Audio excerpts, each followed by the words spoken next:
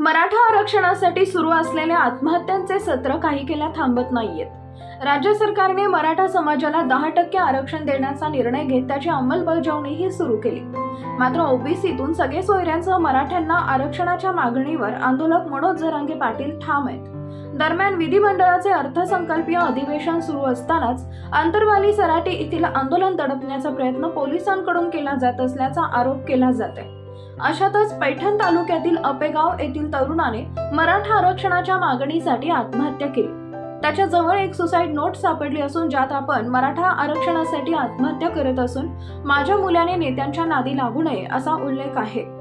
सोपान भागवतराव औटे वय वर्ष 40 असं आत्महत्या करणाऱ्या व्यक्तीचं नाव आहे.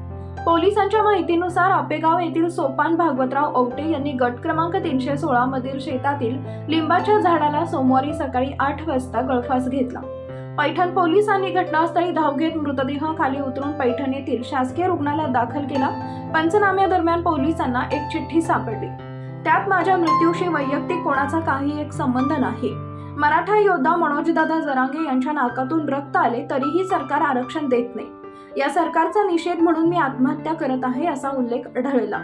माझा मुलगा आदी संतांच्या देवांच्या नादी लाग, बाळा कोणत्याच नेत्याच्या नादी लागू नको असं सोपान यांनी आपल्या मुलाला उद्देशून पत्रात लिहिलेलं आहे. या घटनेमुळे तालुक्यात खळबळ उडाली आहे.